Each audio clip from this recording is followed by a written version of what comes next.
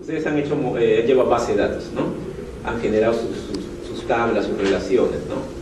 La ventaja es que cuando trabajamos con la herramienta Case a través de la clase de diseño, podemos generar en forma automática el modelo entidad-relación. Podemos generar el modelo, en este caso, de datos. Las tablas se generan en forma automática. Las llaves primarias, las foráneas aparecen solas. Pero se necesitan, en este caso, las habilidades de ustedes en base de datos, porque toda transformación por cualquier herramienta no es 100% exacta. Es como los traductores, ¿no? Siempre hay margen de error, entonces hay que refinar siempre el resultado. Una vez que se tenga ese modelo de datos, la herramienta también me permite ¿qué cosa? Generar en forma automática el script en SQL. Puedo generar en cualquiera de los motores de base de datos que me permita la herramienta. Si ustedes están queriendo, en este caso, desarrollar para Oracle, para MySQL, para SQL Server, del modelo de datos que ustedes tienen, generado como diagrama, hacen la conversión al modelo, en este caso, perdón, al script en SQL, para que tengan todo el script que puedan levantar ustedes en la base de datos. ¿Ves? Ya no tienen que ustedes modelar los datos. ¿Por qué? Porque todo se basa del modelo de clases. Del diagrama de clases se halla ese modelo de datos. ¿Se entiende? ¿Ya? Entonces, eso es lo que deben hacer. O sea, de nada sirve que usemos una herramienta Case si lo que vamos a hacer simplemente es diagramar, diagrama de clases, caso de uso, diagrama de estado, y todo en forma separada. La herramienta Case en este caso es un conjunto de herramientas que tiene un repositorio central, ¿no? Hay visto que es el modelo repositorio lo que usa, y todas las herramientas en este caso jalan de ese repositorio. Mi actor que coloco ahí es actor en todos los diagramas que puede hacer. Si yo tengo un actor en mi diagrama de clases que es administrador, perdón, en mi diagrama de casos de uso que es administrador, en mi diagrama de clases, ¿cómo va a aparecer? Como una clase, es una clase. Y a veces eso es lo que se olvida, ¿no? Los actores son clases también. Todos los actores que tienen ahí se transforman en clases en el diagrama de clases. Todos los actores son, en este caso, clases. Ahora, los casos de uso, ahí viene el problemita. Tengo el caso de uso, por ejemplo, registrar alumnos, ¿no? Vamos a suponer que tiene el caso de uso, registrar alumnos. En registrar alumnos, ¿cuántas clases participan? A ver, yo digo uno, el alumno, ¿ya? Me va a ver más fácil. ¿Qué más participa? ¿Qué necesitan para registrar un alumno? ¿Ah? El curso que lleva, la clase curso. ¿Qué más? La clase profesor. ¿Qué más? La clase horario, ¿no? Por lo menos 4, ¿ves? Entonces, por cada caso de uso, se acostumbra a construir un diagrama de clases. Hay un diagrama de clases estructural general de todo el sistema, pero cada caso de uso tiene su propio diagrama de clases. ¿Para qué? Porque todos esos objetos que están ahí participando son los que ayudan a alcanzar el objetivo del caso de uso, que es registrar al alumno.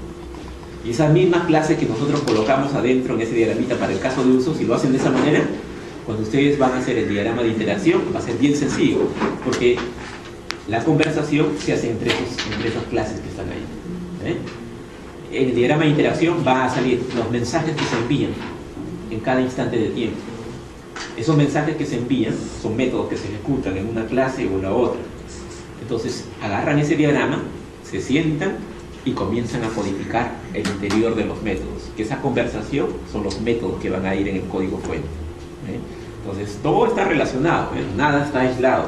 Entonces, es la forma como deben trabajar, ¿no? Una clase definido en el modelo, en el diagrama de un actor definido en las clases, en el diagrama de casos de uso, viaja hasta el diagrama de clases y sigue siendo clases ahí. Esa misma clase, ahora en el modelo de interacción o secuencia, se convierte en objeto. Entonces, es el mismo. Generalmente, cuando yo reviso a veces los trabajos, tienen un actor por acá que es administrador, tienen una clase aparte creada que es administrador, tienen en el diagrama de interacción otro que es actor. Son 3 distintos y al final es lo mismo. Y cuando generan en este caso modificaciones, tienen que estar modificando los 3. Basta que yo modifique uno y todos los diagramas, como usan ese mismo elemento, se hacen réplicas todos. Esa es la herramienta Case, y así vamos a trabajarlo. Entonces, por eso modelar demora. Se habrán dado cuenta de que demora, ¿no? el laboratorio de 3 horas se va rápido. Se va rápido porque van encontrando detalles que no son, ¿no? Ahora, si queremos construir en este caso diagramas que no sean diagramas, lo podemos hacer rápido, ¿no? Porque ustedes pueden agarrar y relacionar como consideren a la primera, ¿no? Pero cuando comienzan ustedes, quieren ver si realmente representan en este caso los requerimientos que se han planteado, comenzamos a revisar que de repente se puede estructurar mejor, ¿no? O en el mejor de los casos representa lo mismo, ¿no? Han hecho un buen modelado, pero de repente se puede estructurar mejor o refinar a través de lo que son inclusiones y excepciones. El profesor Corral me dijo que ya habían hecho inclusiones y excepciones en sus casos de uso, ¿no? Y eso está bien porque tienen que refinar ese caso de uso, ¿ya? Ahora, lo único que tenemos que tener presente son estos de acá, ¿ya? Las relaciones. Y en las relaciones creo que ya a estas alturas ya debe estar ya claras, porque han tenido todo un ciclo donde han llevado puras relaciones con clases, ¿no? Ahí es donde han visto todo eso. Acá lo único que vemos es refinar el modelo que ustedes ya tienen. Acá voy a poner un diagrama, ¿ya? Para que lo vean. ¿Ya? Vamos a ver cómo es que se puede construir esto, ¿ya? Lo primero que hay que identificar son las diferentes clases que participan en la solución de software. Para esto, ustedes se pueden basar en el diagrama de interacción, que no lo tenemos, y ahí no nos vamos a basar, vamos a agarrar en este caso el de dominio. En el diagrama de dominio están todas las clases que participan. Ahora, cuando tienen un texto, ¿ustedes cómo identifican a las clases ustedes? Las clases son los sustantivos que existen en las frases, ¿ya?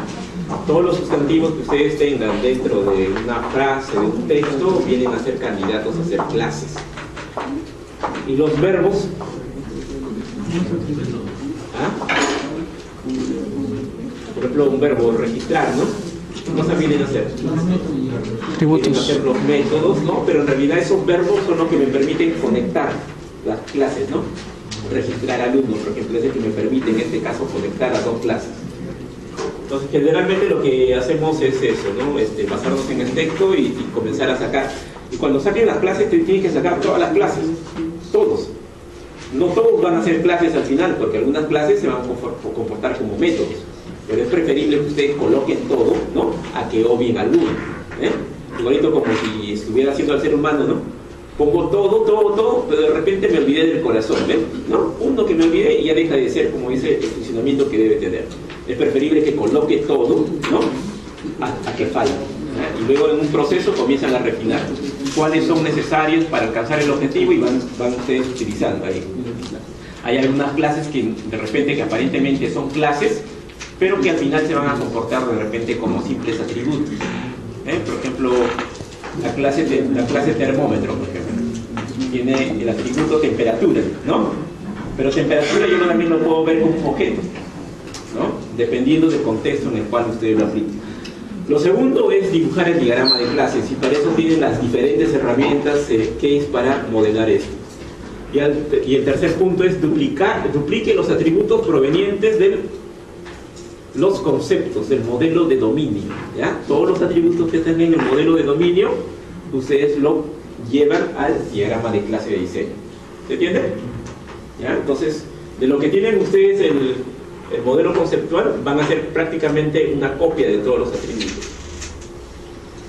Luego, ¿qué cosa van a hacer? Agregar los nombres de los métodos analizados en el diagrama de interacción. Por eso le digo, el diagrama de interacción se puede construir al mismo instante que se construye el diagrama de clases. ¿Eh? Nosotros vamos a construir el diagrama de interacción también y vamos a relacionarlo con el diagrama de clases. Van a ver que cuando yo agrego un método, un mensaje, ese mensaje se agrega en forma automática a la clase. Entonces están relacionadas de todas maneras. Entonces los métodos vienen a ser en este caso lo que las operaciones que ejecutan las clases para alcanzar el objetivo, en este caso, del caso de uso. Ahora, tienen que tener cuidado en los casos de uso. Hay casos de uso que aparentemente yo lo puedo identificar como casos de uso, pero que al final son simples métodos. Entonces, métodos en que actividades que sean atómicas no pueden ser casos de uso. Por ejemplo, una actividad atómica no puede ser un caso de uso. Por ejemplo, imprimir documentos, por ejemplo. Eso no es caso de uso, porque ese es un método simplemente. Un caso de uso puede ser, por ejemplo, generar reportes, ¿no? Y dentro de ahí pueden estar los diferentes reportes que ustedes quieren generar, y adentro está una actividad que es imprimir, ¿no? Pero imprimir por sí solo no es caso de uso, ¿eh? Hay algunos casos de uso que aparentemente fueran casos de uso, pero cuando lo comienzo a analizar es una actividad sola, atómica. Entonces, esos no son casos de uso. Los casos de uso, ¿qué cosas son? Es conversación, ¿no? Interiormente hay un conjunto de objetos que participan y colaboran para alcanzar, ¿qué cosa? El objetivo del caso de uso. Un caso de uso no es la ejecución de un método. Si tienen por ahí un caso de uso que aparentemente ejecuta solamente un método, eso no es caso de uso.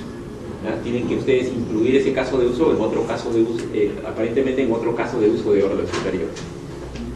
El siguiente paso para la construcción es incorporar la información sobre los diferentes tipos de datos y los tipos de datos de los métodos, los retornos y de los argumentos. Es lo mismo que ustedes hicieron en programación, ¿verdad?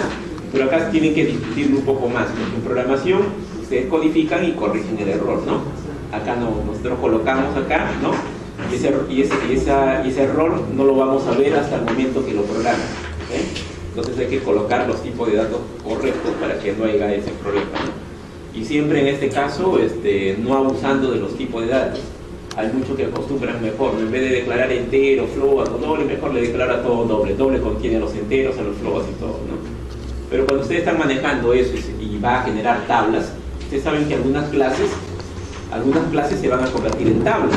Por ejemplo, en mi caso de uso, registrar alumno, teníamos una clase que era alumno. Pero alumno al final se va a convertir en una tabla en la base de datos, ¿no?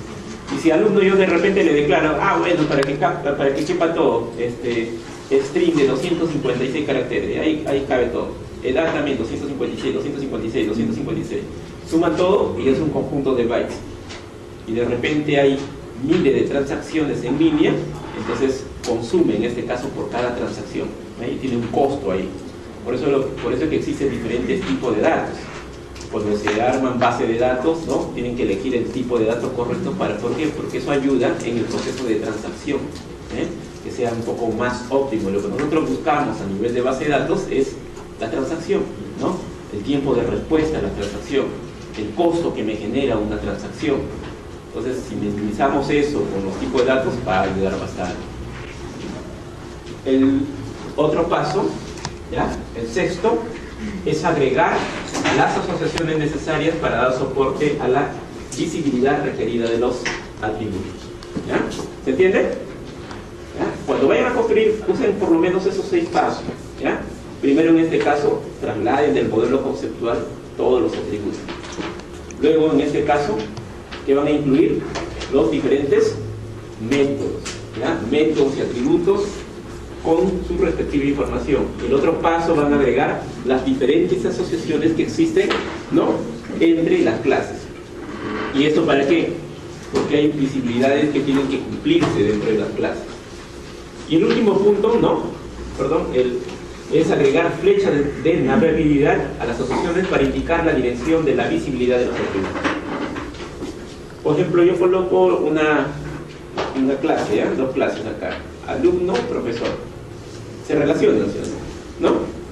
Pero hay una relación que es de navegabilidad, ¿no? De navegación, para ver en este caso de dónde a dónde fluye la información. ¿Ya? Eso se acostumbra a colocar a veces para hacerlo más entendible, en este caso, la transferencia de los mensajes. Paso 8, agregar las líneas de relaciones de dependencia para indicar la visibilidad no relacionada con los atributos. ¿Ya? Primero las asociaciones y luego las dependencias. Hay clases que dependen de otras clases, ¿no? Establecen comunicación, pero hay algunas clases que se comportan como clases independientes y otras clases que se comportan como clases dependientes. Las clases dependientes generalmente necesitan la ejecución de algún servicio que ofrece la otra clase. Un método, un atributo, algo necesitan del otro. Si no lo tienen presente, la clase dependiente no va a poder cumplir con su objetivo. ¿Entiende? Un ejemplo así básico. Todas las librerías que ustedes importan en la parte superior de Java, ¿no? Import user. Esas clases que están ahí definidas, el programa fuente que ustedes están desarrollando es una clase que depende de esas otras clases. Si esas librerías no están presentes, ¿no?, entonces todo el código fuente que han codificado utilizando componentes o librerías de esos objetos, de esos paquetes, no van a funcionar. Hay una dependencia. Pero a los paquetes que ustedes importan o las clases que ustedes importan, ¿le interesa saber qué clase lo va a usar? No. Generalmente a la clase dependiente no le interesa. Por eso es que no le interesa conocer a la otra clase. Pero a las clases dependientes sí le interesa conocer, en este caso, objetos de la clase independiente.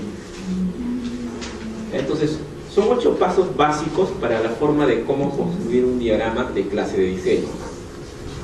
Ahora, pueden seguirlo, no son normas, no son estándares, solamente son recomendaciones. Se lo pueden seguir, o no pueden seguirlo, pero lo que necesitamos al final es clases definidas con sus atributos, sus métodos y las relaciones entre ellos, ¿ya? Las diferentes relaciones entre ellos. Un ejemplo básico sería esto, ya tenemos acá un punto de venta y acá tenemos en este caso la clase venta. A nivel conceptual representan simplemente conceptos, pero a nivel de clase de diseño ya representan componentes de software. Esos componentes de software tienen que tener, en este caso, ¿qué cosa? Tienen que tener los métodos, tienen que tener navegabilidad, tiene que estar indicado la navegación, si es que lo consideran necesario para ver, en este caso, la forma en que se accede a los diferentes atributos o métodos. Estos de acá ya vienen a ser componentes de software. Los de acá no son componentes de software, vienen a ser conceptos. Son conceptos que me representan, en este caso, la abstracción de un mundo real. No sé si se entiende, porque generalmente cuando hacen modelo conceptual, todos lo confunden con el modelo de clases. Yo estoy seguro que acá habrá más de uno que lo han confundido. En todas las universidades lo confunden, eso no hay ningún problema. Pero seguimos discutiendo hasta el final. Esto no es clase, no es clase, ¿ya? Simplemente representan conceptos del mundo real representados a través de una clase. Pero no vienen a ser componentes de software que van a dar, en este caso, desde formación a una aplicación. Por eso que yo no necesito saber sobre él, en este caso, de cómo a cómo se relacionan, no necesito colocar esto, la fecha de dirección. Simplemente necesito saber que se relacionan conceptualmente. Necesito saber, en este caso, conceptualmente qué es lo que lo define. Y lo que le define en este caso son las características, y vienen a ser esos atributos. A nivel de componente de software, yo ya necesito saber qué es lo que hace. ¿Y qué es lo que hace? Lo hace a través de los métodos.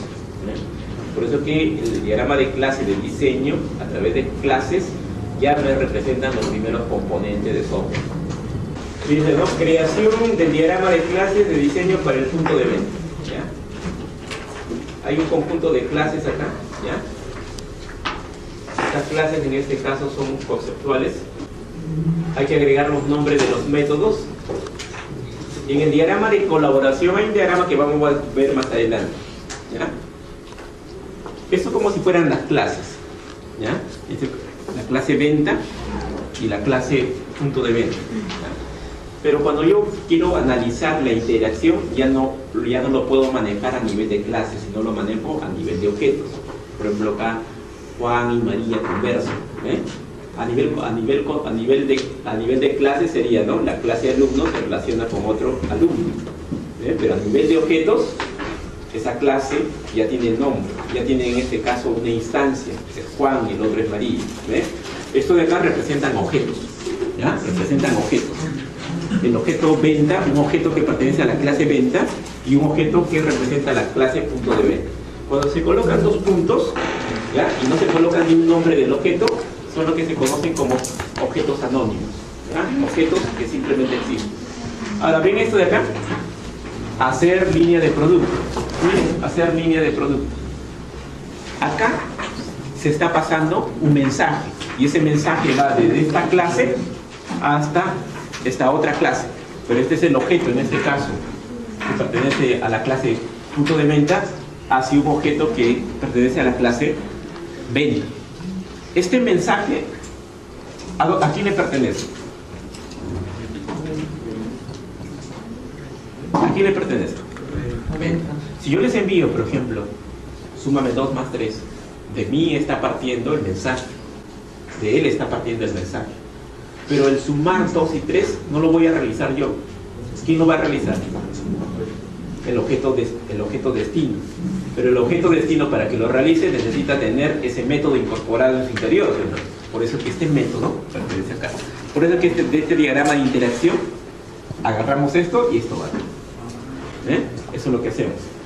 Pero eso no lo vamos a poder construir de esa manera, porque primeramente tenemos que hacer el diagrama de secuencia, y mientras vamos haciendo van a ir apareciendo métodos, y esos métodos los van a ir agregando en forma automática a las clases.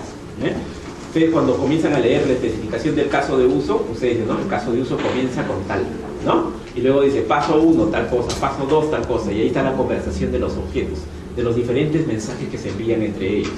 Entonces de ahí sacan los mensajes para que ustedes coloquen en la clase de diseño.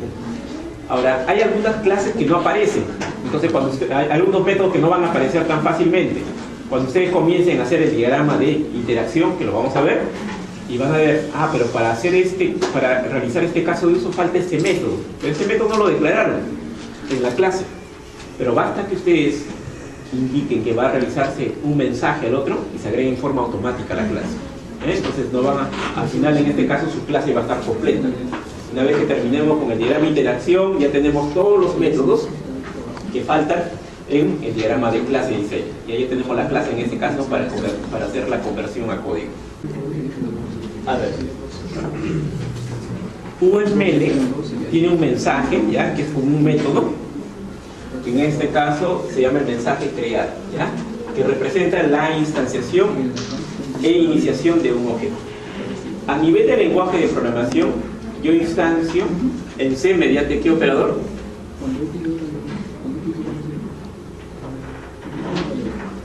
A ver, C no llevaron con objetos, ¿no? En Java sí llevaron con objetos. ¿Cómo creo un objeto en Java? Con new, ¿no? El mensaje crear en UML, que hay mensajes ahí estereotipados, van a ver que van a manejar en la herramienta. Hay un mensaje que es crear, destruir. El que crea en este caso es la instanciación del objeto. A nivel de Java tendrían que invocar al método new. En C está libre de new, ¿ya? Porque en C no se usa new para crear un objeto, se crea de forma directa. Ahora dice, se acostumbra a omitir los métodos relacionados con la creación y los constructores procedentes del diagrama de clase de diseño. ¿Ya? No es necesario que ustedes coloquen, en este caso, los constructores. ¿Ya?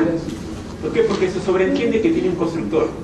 Y se van a dar cuenta que cuando hacemos la conversión a código fuente, si no definieron constructor, automáticamente le va a agregar constructor. ¿Ya? Entonces de eso no se preocupen. Por eso es que los constructores a veces nosotros lo obviamos. Los métodos de acceso, dice, son los que recuperan o los que establecen el valor de los atributos. ¿Ah?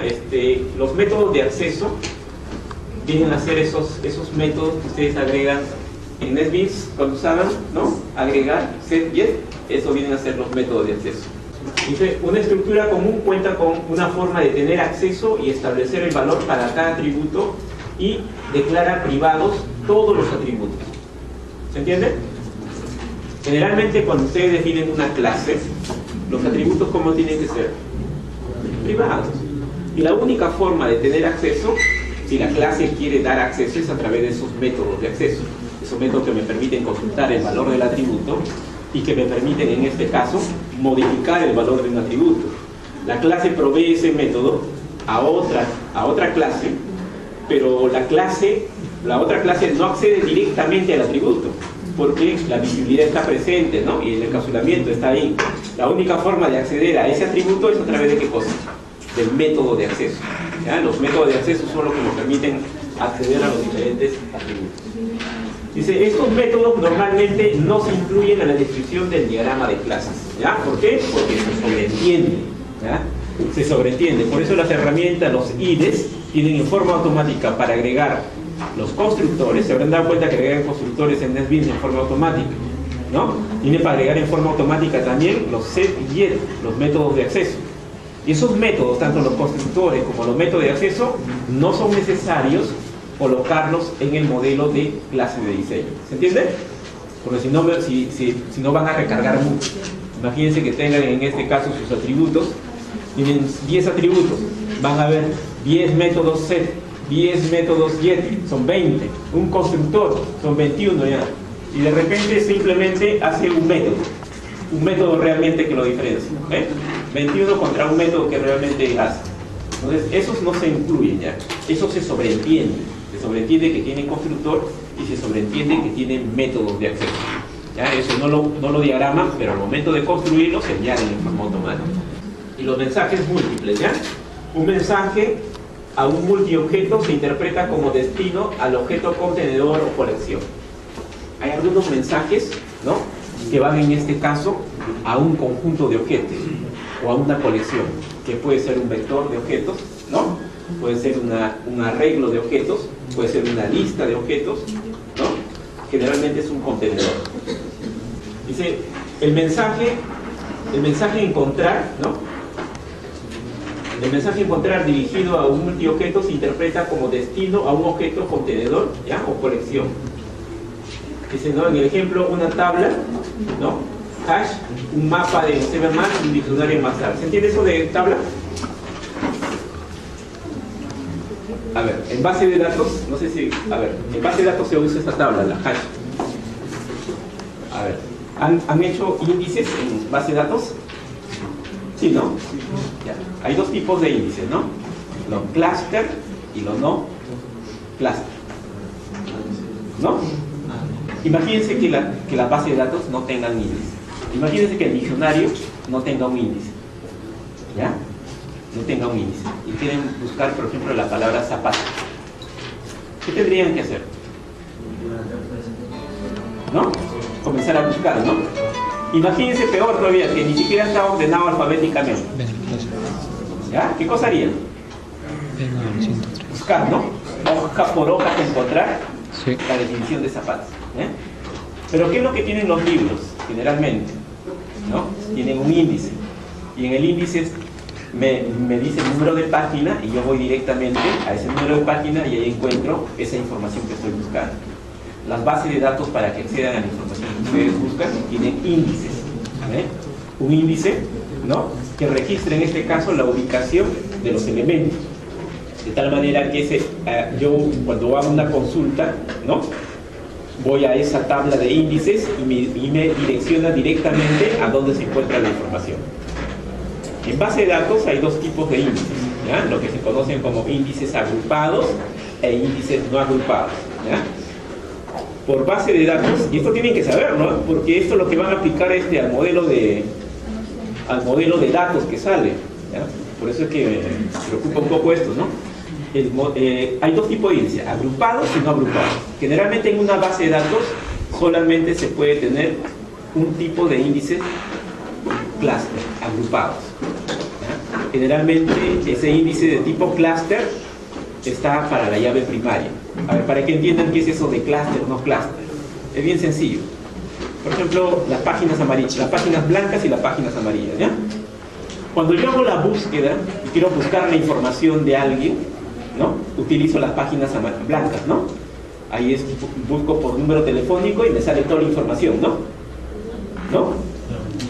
Pero en una página amarilla no sucede eso, ¿no? Una página amarilla busco por rubros y encuentro ¿qué cosa? El número telefónico. Y tengo que irme a la página blanca para consultar, ¿no?, la información. ¿Se entiende? Las páginas de los índices de tipo cluster, ¿no?, al momento que ustedes hacen la consulta, al final de toda la búsqueda encuentran la información completa.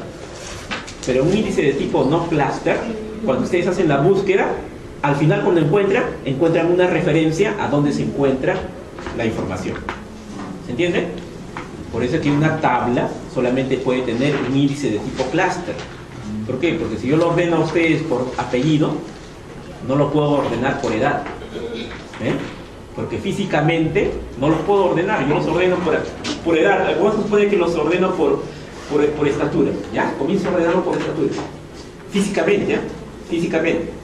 Ya no los puedo ordenar por otro criterio, ni por nombre, ni de repente por edad, por talla, no los puedo ordenar. ¿Se entiende? Por eso es que índices clúster solamente la base de datos pueden tener uno, pero índices no clúster pueden tener todas las que ustedes quieran. Depende de los gestores. En la mayoría de los gestores, 255 índices de tipo no clúster. ¿Por qué? Porque yo puedo declarar, por ejemplo, yo quiero a la base de datos ordenarlo por nombre, pero también quiero ordenarlo de repente por ciudad de nacimiento. Pero como no es una ordenación física, simplemente referencia, se puede crear esa estructura, ¿ya? Entonces, esos índices son bastante usados y se usan bastante para, en este caso, acelerar los procesos de consulta. Todo eso tienen que aplicarlo ustedes al final, ¿ya? Entonces, esas tablas hash se usan en eso, para crear esos índices. Pero se usa un mapa que se conoce como mapa de índices, ¿no? Un mapa de índices donde está todo el mapa de indexación, igualito como han visto cuando formatean su memoria o su disco duro, sale FAT, ¿no? Formatear a FAT de 16, FAT de 32, ¿se dan cuenta? ¿No? Ese FAT, ¿saben qué cosa significa? ¿No? Es la tabla de asignación de direcciones de archivos.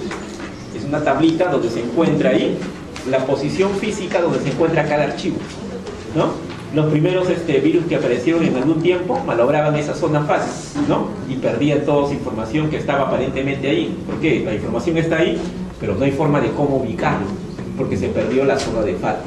Igualito eso, tienen un mapa, ¿ya? Un mapa para construir esto. El método de encontrar no forma parte de las clases, ¿ya? Esos métodos en este caso que son multiobjetos no se representan. Dice, las clases contenedor son las clases predefinidas de las bibliotecas y no se acostumbran a mostrarlas en forma explícita en el diagrama de clase porque aportan muy poca información e incorporan ruido. ¿Se entiende? A ver, clases de apoyo, por ejemplo. Yo puedo tener en este caso, en Java tiene un tipo de dato que se llama vector, ¿no? ¿Han usado eso, clase? Hay una clase que se llama vector. O la clase escáner, ¿ya? La clase escáner que ustedes usan para escanear el teclado. Esas clases no tengo por qué definirlo como clases en mi diagrama, ¿ya? Porque no aportan nada. Generalmente lo que hacen es generar más ruido, mayor información innecesaria dentro del diagrama. Son simplemente clases de apoyo. Por ejemplo, si están usando, por ejemplo, una clase contenedora, hay en los lenguajes de programación hay, por ejemplo, listas, árboles, pilas, grafos, conjuntos. Esos elementos no se representan como clases dentro de mi diagrama de clase. ¿Se entiende? ¿Ya? Porque son simplemente como si fueran tipos de datos que ustedes lo utilizan del lenguaje de programación. Ya están definidos dentro de, en este caso, de la herramienta de programación. Dice, agregar más información sobre los tipos. Eso se va a mostrar el tipo de los atributos, de los parámetros, del método y sus valores al momento de devolver el método. Se recomienda, dice, mostrar cuando se usan herramientas con generación automática de código porque ellas requieren todos estos detalles, ¿ya? Por eso es que nosotros vamos a implementar todo eso. En un modelo normal, si no van a usar herramientas case, no sería necesario incluir algunos detalles de ahí. Pero cuando están con herramientas case ya son necesarias, porque las herramientas case se alimentan de esa información para hacer la generación de código. Si no defino la visibilidad, ¿cómo genero el código de la visibilidad en el lenguaje? ¿Ya? Es necesario.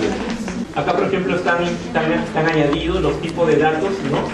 De forma genérica, entero, ¿ya? Cantidad entero, pero si ya estuviera usando la herramienta Case para generar de repente en C, en vez de entero tendría que poner INT, ¿no? Si estuviera usando la herramienta para generar en Visual Basic, tendría que cambiar al tipo de datos que trabaja Visual Basic. ¿Por qué? Si la herramienta me provee esa facilidad de generación de código, mis clases de diseños que van a ser generadas a partir, en este caso, de la clase de diseños del código fuente, tienen que estar de acuerdo al tipo de datos del lenguaje que ustedes van a usar. En lo que están usando, en la mayoría, en el grupo que yo tengo, la mayoría creo que va a usar PHP. Creo que seguramente ustedes también, por ahí, la mayoría va a usar PHP. Lamentablemente, Rational no tiene para generar en PHP, ¿ya? La versión que tiene. Pero hay un plugin que pueden bajar para Rational, ya que está en la página de Rational ROS, ¿ya? Traten de buscarlo en internet. Creo que el plugin se llama, si no me equivoco el nombre, se llama 4 PHP ROS o PHP ROS 4, ¿ya? que es un plugin que se adiciona a NetBeans para que genere el código fuente en PHP. De tal manera que ustedes modelan en este y le va a generar en este caso el código en PHP orientado a objetos. La mayoría que seguramente han trabajado el curso, ¿no? Seguramente no han llevado PHP en forma de funciones, ¿no? Pero de repente no han visto mucho en forma de objetos. Si van a usar PHP, tiene que ser orientado a objetos, necesariamente. PHP se puede programar orientado a objetos. Este es el otro punto, incorporar las asociaciones y la parte de lo que es navegabilidad, ¿no? Que prácticamente lo único que indica es la forma en cómo se va a navegar, ¿no? de un objeto a otro objeto. Hay un objeto origen y hay un objeto destino.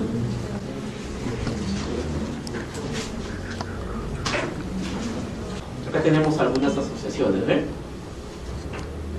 que aparecen, ¿no? La forma de cómo se relaciona, ¿no?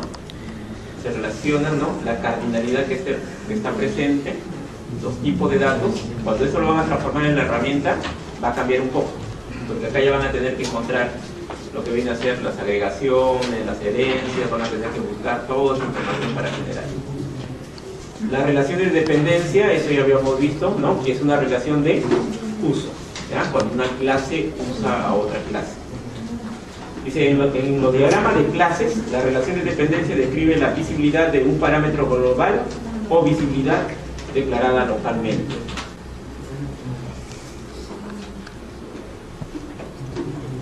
Y esto es lo que tendrían que llegar, ¿ya? Este es el nombre de la clase. Ahí están los diferentes atributos, ¿ya? Ustedes pueden definir los métodos que van a definir, pero a nivel en este caso ya de un lenguaje de programación tendrían que orientarlo al tipo de datos del lenguaje de programación. Se van a dar cuenta que esto de acá no es complicado, ¿ya? Lo que complica es la discusión sobre los métodos que van, las relaciones, eso es lo que les hace complicado. La teoría no es complicada. El problema es en este caso relacionarlo correctamente. A veces una relación confunde, y pueden pensar que de repente es una asociación, cuando de repente en este caso es agregación. Por eso yo les he dado las partes básicas de cómo reconocer, ¿no? ¿Cómo reconozco una relación de agregación o composición? Cuando un elemento es parte de otro elemento, nada más con eso. Si ustedes le dicen que es verdadero, ¿no? Que una clase es parte de otra clase, entonces estamos frente a una relación de agregación.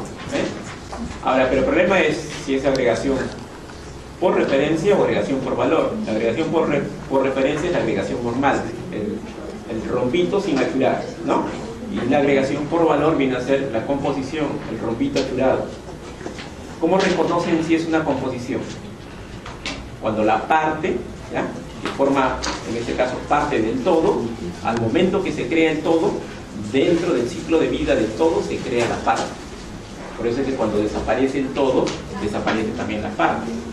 Pero en una relación de agregación por referencia, el todo se crea a partir de las referencias a las partes nada más. Las partes han sido creadas en otro ciclo de vida, distinto al del todo.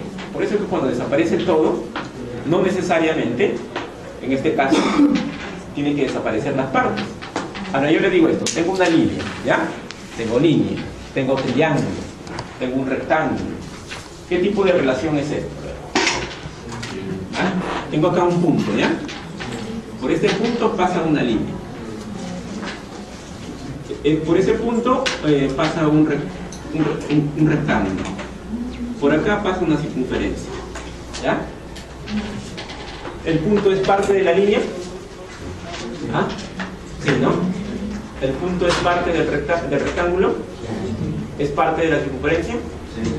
Si yo quisiera graficar en este caso, ¿ya? Acá está mi clase punto, y acá está mi clase en este caso, ¿ya? El triángulo, rectángulo, lo que ustedes quieran, o la clase que tengo ahí. Sé que la parte es en este caso que el todo es figura, ¿no? Porque él forma parte de eso. ¿Qué tipo de relación es? ¿El de agregación? ¿O es en este caso es de la relación de composición? ¿Qué tipo de relación? ¿El 1 o el 2? ¿Ah?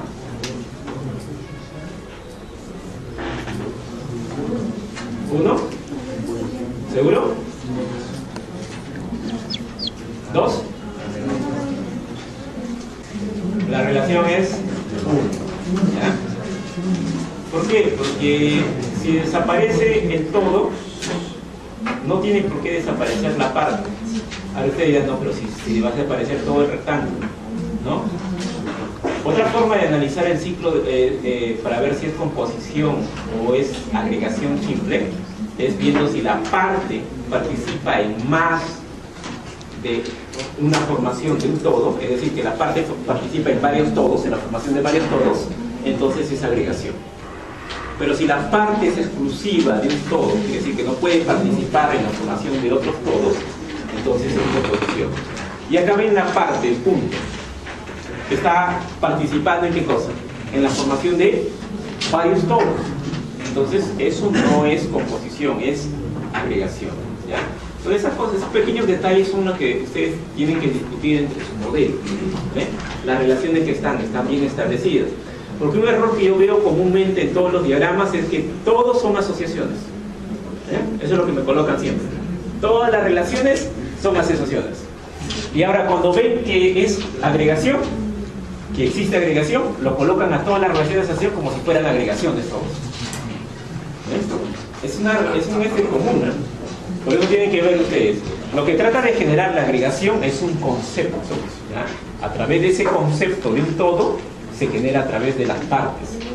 Pero el de composición no es un concepto, sino es algo físico, ¿ya? Es un todo real, como decirlo, ¿ya? Por eso que las partes sí forman literalmente parte, en este caso, del todo. En cambio, en el otro están referenciados, como si fueran enteros, ¿no? Están referenciando a las partes para conformar un todo.